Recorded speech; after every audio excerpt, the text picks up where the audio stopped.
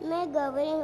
पूजा और योगीराज शार्दुल की दिव्यांग बेटी महेश कोठारी जी की अंजन शाला शिवरी मार डांग में पहली कक्षा में पढ़ती हूँ। रामायण सुनाओ।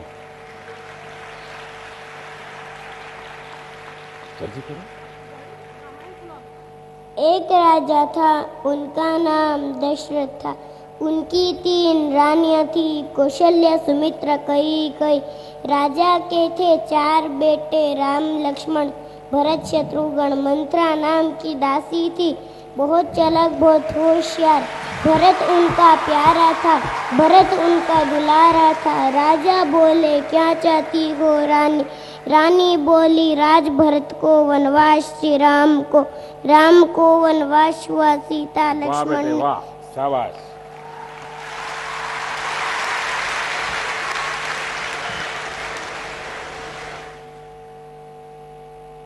कुछ लोगों को लगता है मुट्ठी भर लोगों ने ही देश को आजाद किया, मुट्ठी भर लोगों ने ही बलिदान दिए और गीत भी कुछ ही लोगों के गाए गए। देश के आजादी के इतिहास को भुला दिया गया। देश के लिए मर मिटने वालों को याद करने में कुछ लोग कतराते रहे हैं। 1857 से 1947 तक मेरे आदिवासियों ने हर हुकूमत के सामने लड़ाई लड़ी, बलिदान दिए हैं। एक साथ 100 आदिवासियों को फांसी पर लटका देते थे अंग्रेज, वे झुकने को तैयार नहीं थे।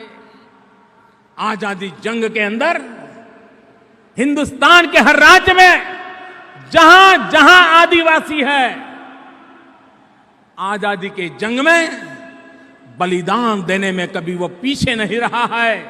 जंग की शुरुआत करने में उसने अहम भूमिका निभाई है।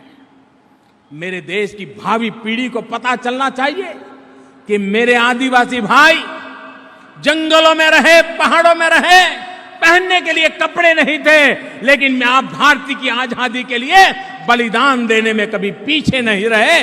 उनका सम्मान होना चाहिए, उनका गौरव होना चाहिए, भावी पीढ़ी को उनकी प्रेरणा मिलनी चाहिए। और इसलिए हिंदुस्तान में जहां जहां जिस राज्य में आदिवासियों ने 1857, 1947 तक आजादी के जंग में जो कुछ भी किया है, हमारी सरकार उसका म्यूजियम बनाना चाहती है। देश की भावी पीढ़ी को हमारे आदिवासियों के लिए गौरव होना चाहिए, अभिमान होना चाहिए। मां भारती के लिए मरने वाले उनके पूर्वजों के प्रति श्रद्धा भाव होना चाहिए।